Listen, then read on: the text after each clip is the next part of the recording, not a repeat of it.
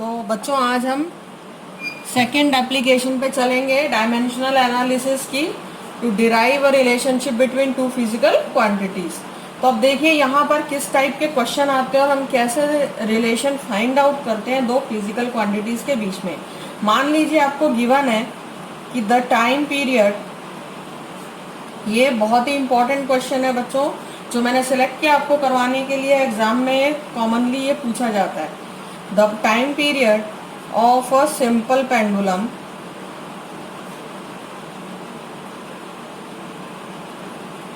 depends upon the length of the string,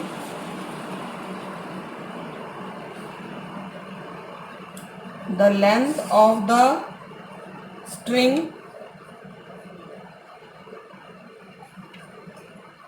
acceleration due to gravity,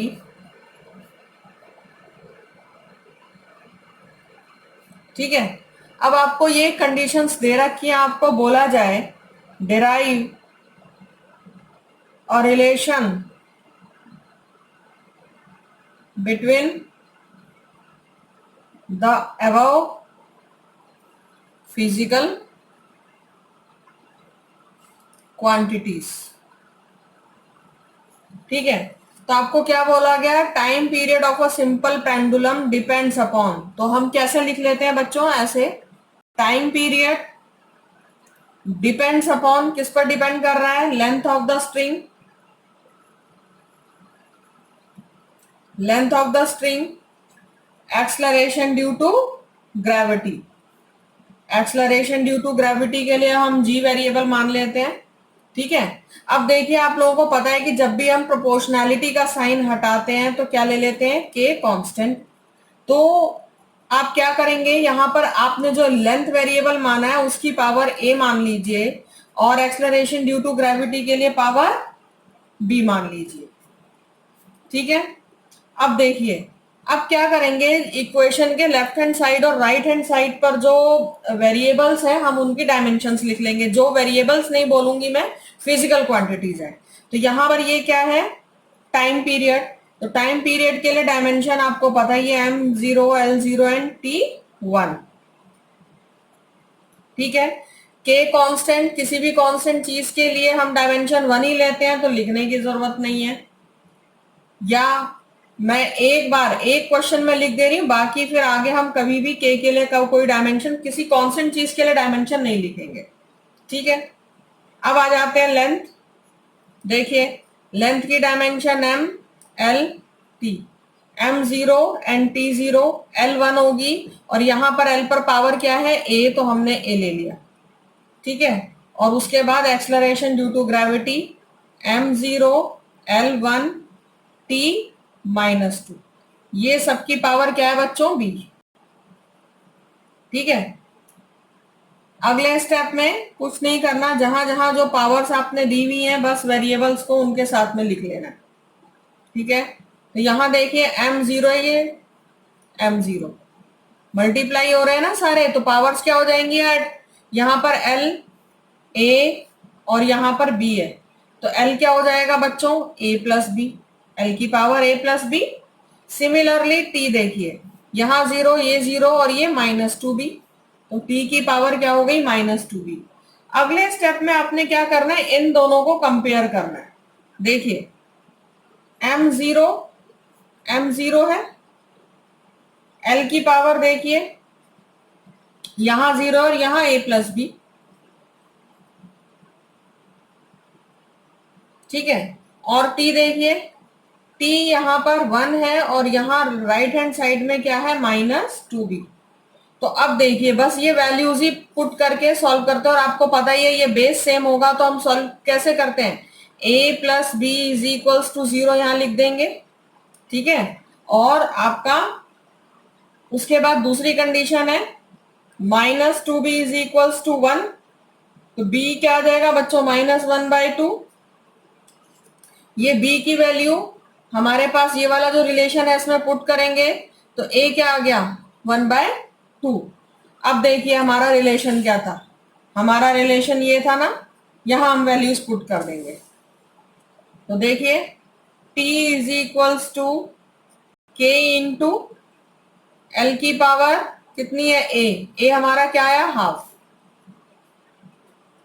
और g की power b, g की power कितनी आई है b यानी माइनस हाफ। तो इसको हम कैसे लिख सकते हैं, k इंटू एल की पावर हाफ का मतलब हो गया बच्चों रूट ऑफ एल, और g की पावर माइनस हाफ, इस हाफ को मुझे अगर प्लस में लिखना है तो मैं अपॉन में ले लूंगी और रूट लगा दूंगी। तो ये रिलेशन आ गया हमें जो बोला गया था निकालने के लिए। इस तरह से हम दो फिजिकल क्वांटिटीज के बीच में रिलेशंस निकालते हैं। अगला रिलेशन लेते हैं बच्चों, हमें दे रखा है pressure depends upon force and area, derive a relationship between above physical quantities. तो देखिए फिर से same, pressure depends upon force and area, ठीक है। पावर आप कुछ भी, मैंने फर्स्ट केस में ए और बी लिया था, लेकिन यहां पर हमारे पास एरिया एक वेरिएबल आ रहा है, तो मैं क्या ले लेती हूँ पावर एम एंड एन, ठीक है।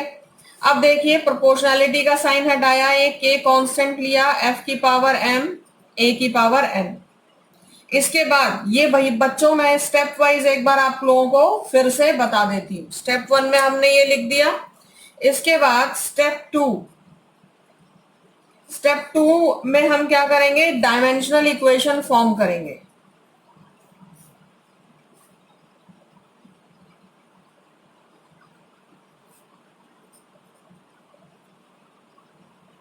ठीक है, अब देखिए कई बार क्या होता है कि नहीं याद, आप सारे के सारी फिजिकल क्वांटिटीज की डायमेंशंस याद नहीं कर सकते। तो अब जैसे यहां पर लेफ्ट हैंड साइड में प्रेशर है, फॉर्मूले से भी हम डायमेंशन लिख सकते हैं। देखिए फोर्स का formula mass into acceleration, area का फॉर्मूला ए, ठीक है। अब देखिए यहां पर क्या आ जाएगा, मास के लिए अगर आप डायमेंशन लिखेंगे m1 0 L0 T 0, एक्सलरेशन की mlt minus 2 m0 L1 T minus 2 upon area का क्या होता है L स्क्वायर, ये लिख दिया आपने। तो देखिए क्या आ जाएगा यहां पर m1 L1 T माइनस 2 और नीचे m0 L2 T माइनस 2। ये पावर ये डिवाइड हो रही है तो हम पावर को क्या कर देंगे, माइनस कर देंगे। तो आप ये देखिए क्या डायमेंशन बनती है, m1 L माइनस 1 और T, यहां पर ये 0 था, T माइनस 2, ठीक है। ये डायमेंशन आ गई किसकी बच्चों, प्रेशर की। ये हमें क्या मिल गया, प्रेशर की डायमेंशन। अब लिख देते हैं हम LHS एंड RHS। तो देखिए क्या था हमारा, pressure is equals to F into A, ठीक है। तो प्रेशर की डायमेंशन हम लिख देते हैं m1 L minus 1 and T minus 2 is equals to K, हमारा कांस्टेंट था, m फोर्स का क्या होता है mlt माइनस 2, पावर क्या दे दिया था बच्चों हमने फोर्स पे m, और फिर एरिया के लिए m0 L2 और T0, इसकी पावर हमने क्या मान लिया था n, m1 L minus 1 T minus 2 is equals to K को K ही लिख रहे हैं क्योंकि बाद में ये 1 हो जाएगा। देखिए m की पावर m, L की पावर m, T की पावर माइनस 2m। सिमिलरली यहां पर m की पावर 0, L की पावर 2n एंड T की पावर 0, ठीक है। अब यहां पर ये पावर्स को ऐड कर लेते हैं हम, लेफ्ट हैंड साइड अभी एज इट इज ही रहेगा, सबसे लास्ट में कंपेयर करना होता है। देखिए ये क्या हो जाएगा, m की पावर m ही रहेगा क्योंकि m प्लस 0 m, L की पावर m और ये 2n है तो m प्लस 2n, और t की पावर -2m ही रहेगी, क्योंकि वहां पर क्या है, 0। ठीक है, लास्ट स्टेप क्या हो जाता है बच्चों, कंपेयर करनी है एमएलटी की कॉरस्पॉन्डिंग पावर्स को। Last step is compare corresponding powers of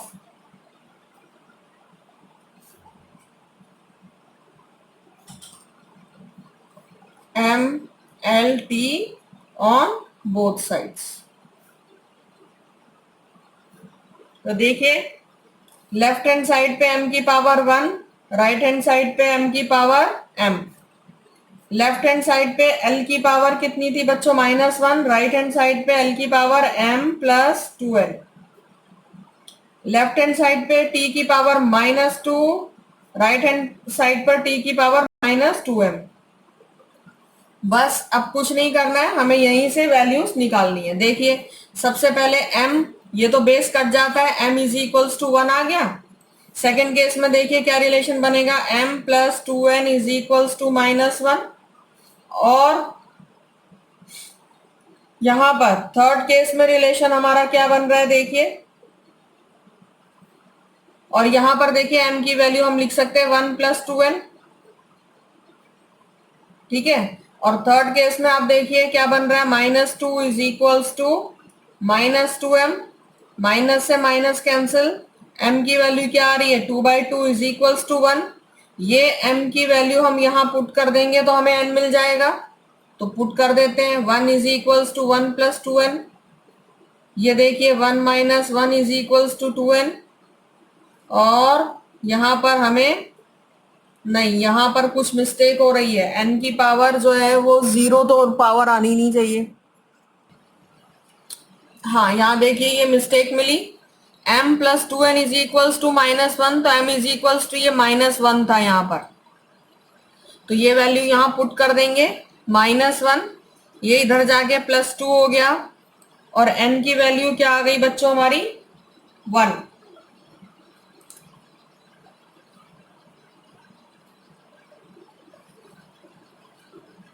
ठीक है, तो n की वैल्यू क्या आ गई हमारी, 1। एक बार चेक कर लेते हैं फिर से, m is equals to -1 plus 2n। ये वैल्यू हमारी m की 1 गई, ये -1 प्लस 2n, ये इधर आ गया, बिल्कुल ठीक। हाँ, n की वैल्यू क्या आ गई, 1। अब बस हमें क्या कर देना है, जो हमारा रिलेशन था उसमें हम पुट कर देते हैं। हमारे पास क्या था, pressure is equals to constant f की पावर m और a की पावर n। देखिए, m की वैल्यू आपका की क्या आई है, 1, तो pressure is equals to f की पावर 1, तो ये आ गया। और एरिया की पावर भी 1 आ रही है बच्चों, यहां पर कुछ फिर से गड़बड़ है। यही ऐसे ही हम चेक करते हैं, क्योंकि हमें पता है प्रेशर का रिलेशन क्या होता है, फोर्स अपॉन एरिया। यहां हमें अगेन देखना है बच्चों, यहीं पर मिस्टेक हो रही है। m इज इक्वल्स टू ये -1 था, ये उधर चला जाएगा तो ये -2n हो जाएगा। ठीक है, ये फिर -2n है, -2n है, -2n, और n की वैल्यू यहाँ -1 आ जाएगी। तो अब ये देखिए, n की वैल्यू -1 है, यानी एरिया की पावर -1, तो pressure is equals to force upon area, इस तरह से लिख लेंगे। कुछ फॉर्मूले अगर आप याद है तो यहाँ पर कोई मिस्टेक है, मैं आपको सजेशन दूंगी कि ये वाले पार्ट को जब आप सॉल्व करें तो एक बार रीचेक कर लें, क्योंकि छोटी छोटी वैल्यूज हैं, कहीं पर मिस्टेक हो जाती है। तो यहाँ हमारा अब ये रिलेशन आ गया है। इसके बाद बच्चों लास्ट एप्लीकेशन आती है हमारी डायमेंशनल एनालिसिस की, conversion of one system of unit to another, to convert a physical quantity from one system of units to another. ठीक है। तो ये जो कन्वर्जन है बच्चों, ये किस फैक्ट पर डिपेंड करता है, किस फैक्ट पर बेस्ड है कि जो फिजिकल क्वांटिटी का मैग्नीट्यूड है वो क्या रहता है, सेम रहता है किसी भी सिस्टम ऑफ यूनिट पे। मान लीजिए कि हमने यूनिट मानी U1 एंड U2, ठीक है। ये एक फिजिकल क्वांटिटी है Q, इसकी यूनिट्स है, ठीक है। These are the units of a physical quantity Q, ठीक है। और जब ये यूनिट्स हैं तो कोई ना कोई उस फिजिकल क्वांटिटी की क्या होगी, न्यूमेरिक वैल्यू। तो न्यूमेरिक वैल्यू को हमने क्या मान लिया, numerical value of physical quantity be N1 and N2, दोनों सिस्टम ऑफ यूनिट्स में न्यूमेरिकल वैल्यू N1 और N2 मान लिया और उनकी यूनिट्स U1 और U2 मान लिया। तो जो उनकी वैल्यूज होगी, ये फिजिकल क्वांटिटीज हैं, पहली यूनिट में जो भी कुछ उसकी वैल्यू होगी, दूसरी यूनिट में भी जो फिजिकल क्वांटिटी का मैग्नीट्यूड है वो क्या होगा बच्चों, सेम। तभी तो आप कन्वर्ट कर सकते हैं इसको एक यूनिट से दूसरे यूनिट में, ठीक है। अब देखिए कैसे इसको करते हैं इस तरह के क्वेश्चन। हम क्या मानते हैं, लेट M1 L1 T1, ये हम साइज मान लेते हैं फंडामेंटल यूनिट्स के।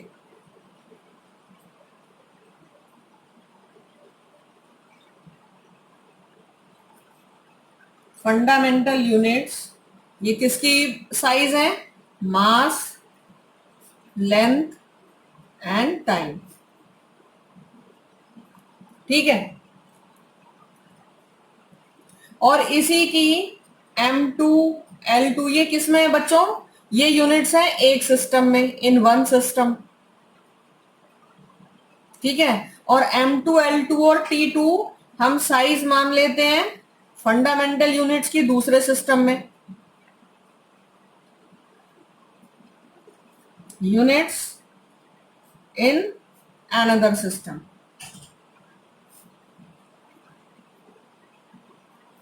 ठीक है। तो अब ये देखिए, अगर इस Q क्वांटिटी का डायमेंशनल फॉर्मूला में मान लू M की पावर A, L की पावर B एंड T की पावर C है, ठीक है। तो यूनिट 1 में क्या हो जाएगा, ये M1 की पावर A, L1 की पावर B और T1 की पावर C, ठीक है। यूनिट 2 में क्या हो जाएगा, इसकी M2 की पावर A, L2 की पावर B और T2 की पावर C, ठीक है। अब देखिए N1U, N1U1 is equals to N2U2, यही है ना हमारा, N1U1 is equals to N2U2। तो हम क्या लिख देंगे, N1U1 की जगह पे इसकी डायमेंशन लिख दिया हमने, M1A L1B T1C is equals to N2 में M2 की पावर A, L2 की पावर B, T2 की पावर C। और हमें अगर N2 ही निकालना है इसकी न्यूमेरिक वैल्यू, तो ये क्या हो जाएंगी, पावर्स यहां आकर के डिवाइड हो जाएंगी। तो ये क्या हो जाता है, देखिए N2 is equals to N1 M1 upon M2 की power A, L1 upon L2 की power B and T1 upon T2 की पावर C। ये जो इक्वेशन है इसको हम यूज करते हैं न्यूमेरिकल वैल्यू सेकेंड नई सिस्टम ऑफ यूनिट्स में फाइंड करने के लिए, ठीक है।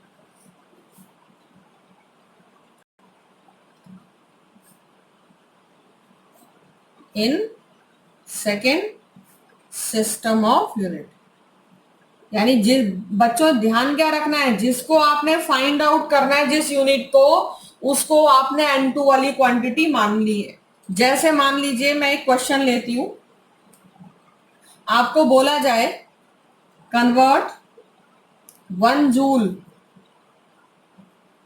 इनटू अर्ग। ठीक है, आपको पता ही है कि जूल जो है वो एनर्जी की एसआई यूनिट है और अर्ग एनर्जी की सीजीएस यूनिट है। ठीक है, तो सबसे पहले हमें ये पता होना चाहिए कि ये जो यूनिट्स हमें दे रखी है ये किस फिजिकल क्वांटिटी की है। तो in SI system joule is unit of energy and in CGS system अर्ग इज यूनिट ऑफ एनर्जी। दोनों ही एनर्जी की ही यूनिट है, क्योंकि फिजिकल क्वांटिटी आपको पता होगा, ये ध्यान रखिएगा जो भी कन्वर्जन होगी वो सेम फिजिकल क्वांटिटी की ही होगी। ठीक है, तो एनर्जी का डायमेंशनल फॉर्मूला क्या हो जाता है बच्चों? mL2T-2। ठीक है, अब देखिए ये हमें फिजिकल क्वांटिटी का डायमेंशनल फॉर्मूला मिल गया। यहां से A हमें 1 मिल रहा है, B क्या मिल रहा है बच्चों 2 एंड C क्या मिल रहा है बच्चों -2। ये A, ये B और ये C, ये फिजिकल क्वांटिटीज हैं। ठीक, अब देखिए हमें किस में कन्वर्ट करना है, हमें क्या दे रखा है जूल को अर्ग में। तो जो हमें क्वांटिटी गिवन है जो उसको हम हमेशा वो M1, L1 और T1 वाली क्वांटिटीज लेंगे। ठीक है, तो एसआई सिस्टम में ये एसआई सिस्टम है, ये सीजीएस सिस्टम है। एसआई सिस्टम में मास की वैल्यू 1 kg कितना हो जाएगा 100 ग्राम, सॉरी 1000 ग्राम। लेंथ की 1 मीटर किसके इक्वल हो जाता है 100 सेंटीमीटर। T1 क्या हो जाएगी 1 सेकेंड, सेकेंड में रहना है। और N1 यहां हमें कन्वर्ट किसको करना था 1 जूल, तो N1 हमें न्यूमेरिक वैल्यू 1 दे रखी है। ठीक है, सीजीएस में देखिएगा मास 2, ये कितना 1 ग्राम, लेंथ 1 सेंटीमीटर, 1 सेकेंड और N2 हमें ये निकालना है किसमें अर्ग्स में। ठीक है, कुछ नहीं करना, अब हमने जो ये फॉर्मूला लिखा हुआ था इसमें ये वैल्यूज प्लेस कर देंगे। ये देखिए बच्चों यही फॉर्मूला था हमारा। N2 हमें निकालना है, N1 हमारा 1 है। अब देखिए M1 हमने क्या लिखा 100 ग्राम 1000 ग्राम, M2 कितना है 1 ग्राम, पावर A कितना था हमारा 1। इसी तरह से L1 100, L2 1, दोनों सेंटीमीटर में है। ये पावर B हमारा क्या था वो 2। इसी तरह से टाइम दोनों में 1 सेकेंड 1 सेकेंड और पावर क्या थी बच्चों -2। ये देखिए सेंटीमीटर से सेंटीमीटर कटा, ग्राम से ग्राम कटा और ये सेकेंड से सेकेंड कट गया। अब देखिए क्या आ गया, ये 1 एज इट इज इनटू, इसको क्या लिख सकते हैं 10 की पावर 3 मल्टीप्लाई, ये स्क्वायर है, ये हो गया 10 की पावर 4। ठीक है, और ये तो 1 है -2 है, अपॉन 1 भी करेंगे +1 प्लस पावर प्लस में लाने के लिए तो भी कोई उसकी वो नहीं होगी, वैल्यू नहीं होगी। तो यहां पर क्या आ गया 10⁻⁷। ठीक है, तो हमारा क्या आ गया 1 जूल इज इक्वल्स टू 10⁻⁷ अर्ग्स। इस तरह से ये रिलेशन फाइंड आउट करते हैं। एक क्वेश्चन और ले लेते हैं बच्चों यूनिट कन्वर्जन में, क्योंकि ये बहुत इंपॉर्टेंट है एग्जामिनेशन पॉइंट ऑफ व्यू से भी। अब देखिए जैसे आपको दे रखा है, मान लीजिए the value of G gravitational constant in CGS system is 6.67 into 10⁻⁻8 dyne centimetre square पर G स्क्वायर। आपको इसकी वैल्यू निकालनी है SI सिस्टम में। Calculate its value in SI units. अब g की हमें ये वैल्यू दे रखी है। सबसे पहले आप बच्चों तरीका क्या है, g का आपको क्या निकालना है, डायमेंशन निकालना है। ठीक है, अब डायमेंशन ऐसे तो याद नहीं होता, तो मुझे रिलेशन याद है g का। g क्या होता है, f is equals to G m1 m2 upon R square. तो यहां से बच्चों g क्या आ जाएगा, f into R square upon m1 m2। अब देखिए जी की डायमेंशन यहां से आ जाएगी, फोर्स की डायमेंशन मुझे पता है mlt-2, रेडियस यानी लेंथ की क्वांटिटी है एल स्क्वायर, और मास के लिए m इंटू एम। तो ये क्या आ जाता है हमारे पास, m, ये m स्क्वायर है, 1 - 2, तो यहां पर आ जाएगा -1। l की पावर बच्चों 2 + 1 3, और t की पावर -2। ये हमारे पास आ गया यूनिवर्सल ग्रेविटेशनल कांस्टेंट की डायमेंशन। ठीक है, तो मैं यहां दोबारा लिख देती हूं, g की डायमेंशन हमने निकाल ली है m-1, l 3 की पावर 3 और t की पावर -2। तो अब यहीं से हमें क्या मिल गया, a -1, b 3 और c क्या हो गया -2। ठीक है, अब हमें क्या करना है, एसआई यूनिट्स में निकालना है। जिस चीज को निकालना है उसको राइट हैंड साइड, यानी आपने वो m2 l2 और t2 वाली पावर्स माननी है। तो हम यहाँ लिख लेते हैं जो गिवन है सीजीएस, और निकालनी किसमें, एसआई यूनिट्स। तो सीजीएस में n1 हमें दे रखा है, g की वैल्यू 6.67 इंटू 10⁻⁻8, मास m1 1 kg, सीजीएस है सॉरी, तो 1 ग्राम हो जाएगा। लेंथ की यूनिट 1 सेंटीमीटर, और टाइम की यूनिट 1 सेकेंड। n2 आपको निकालना है, m2 कितना हो जाता है बच्चों, 1 kg, जिसको आप कन्वर्ट कर देते हैं क्योंकि इनको सॉल्व करने के लिए दोनों जगह यूनिट सेम होनी चाहिए। L2 कितना है, 1 मीटर, दैट इज 100 सेंटीमीटर, और टाइम तो यूनिट सेम रहेगी। ठीक है, अब बस कुछ नहीं करना, वही अपना फॉर्मूला है, n2 is equals to n1 m1 upon m2 की power a, l1 upon l2 की power b, and t1 upon t2 की पावर c। बस वैल्यूज पुट कर देनी है। n2 हमें निकालना है, n1 हमें दे रखा है 6.67 इंटू 10⁻⁻8। देखिए m1 कितना है हमारा, 1 ग्राम, ये लिख दिया 1 ग्राम। m2 हमारा कितना है, 1000 ग्राम, 1000 ग्राम्स लिख दिए। पावर देखिए a क्या थी ऊपर, -1, तो यहां -1 हमने लगा दिया। फिर L1 हमारा 1 सेंटीमीटर, L2 100 सेंटीमीटर, और B जो पावर थी हमारी वो 3, देन T1 की पावर ये 1 सेकेंड, 1 सेकेंड, और पावर हमारी T की आ रही है -2। ठीक है, अब देखिए इसको सॉल्व कर लीजिए। ये आ गया 6.67 इंटू 10⁻⁻8।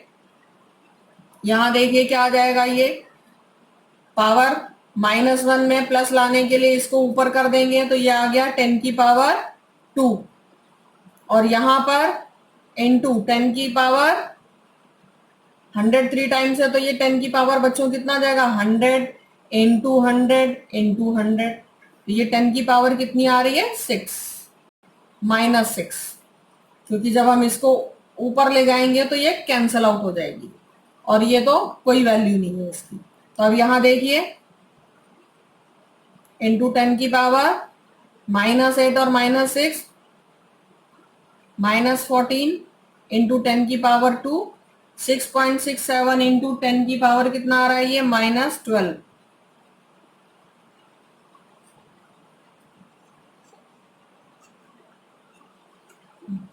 यहां देखिएगा m2 ये 1000 था। ठीक है, तो ये 10 की पावर क्या आ जाएगा, 3, तो यहां पर 14 और ये 3, तो ये 11। ठीक है, तो ये आ गया आपका 6.67। जो एसआई सिस्टम में जी की वैल्यू कितनी आ गई, 6.67 इंटू 10⁻⁻11, न्यूटन मीटर स्क्वायर पर केजी स्क्वायर। तो इस तरह से ये यूनिट कन्वर्जन के क्वेश्चंस हैं। यहां पर हमारी डायमेंशनल एनालिसिस खत्म होती है। अब इससे रिलेटेड मैं असाइनमेंट आपको दूंगी जो कि आपको कंप्लीट करके मुझे भेजना है, फिर हम एरर एनालिटिक्स पे चलेंगे आगे।